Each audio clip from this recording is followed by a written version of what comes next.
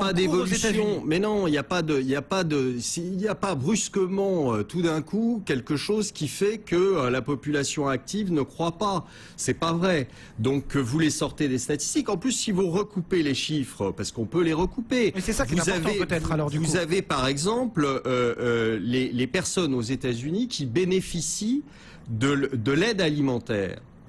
On n'est pas dans un pays d'Afrique, on est aux États-Unis.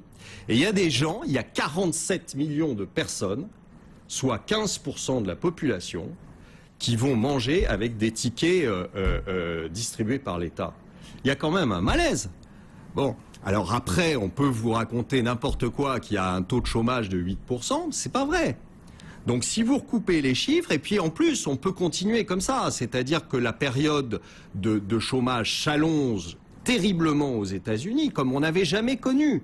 Non plus. On est à plus de 40 semaines. Or, je vous rappelle que au bout de 27 semaines, ils ne touchent plus d'indemnisation aux États-Unis. Donc, on est à plus de 40 semaines. C'est du jamais vu non plus.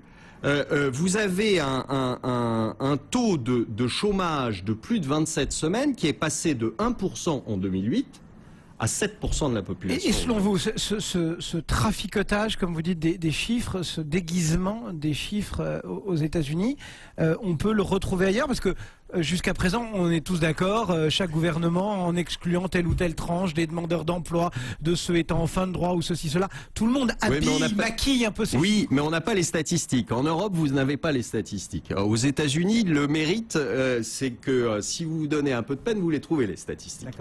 Donc là, c'est ceux qui sont à blâmer, ce sont les stratégistes ou les analystes qui font pas leur boulot, mais vous les trouvez. En France, je vous défie de trouver ce que vous trouvez dans le BLS. Mais aujourd'hui, on s'aperçoit quand même qu'il y a un certain nombre de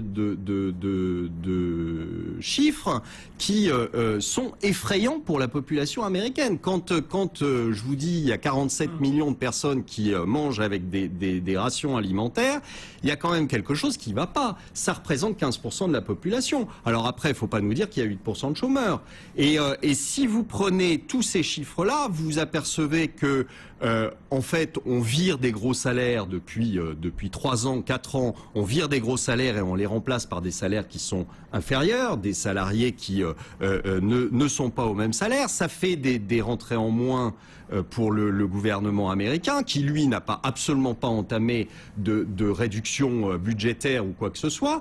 Donc la position aujourd'hui américaine est bien plus mauvaise qu'il n'y paraît.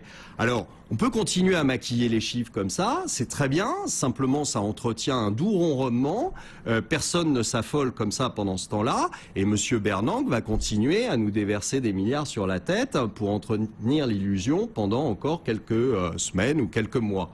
Mais c'est pour ça que vous posiez la question tout à l'heure de savoir ce qu'allait dire M. Bernanke, la même chose que ce qu'il dit depuis 2 ans. De toute façon, il n'a pas beaucoup d'esprit là-dessus.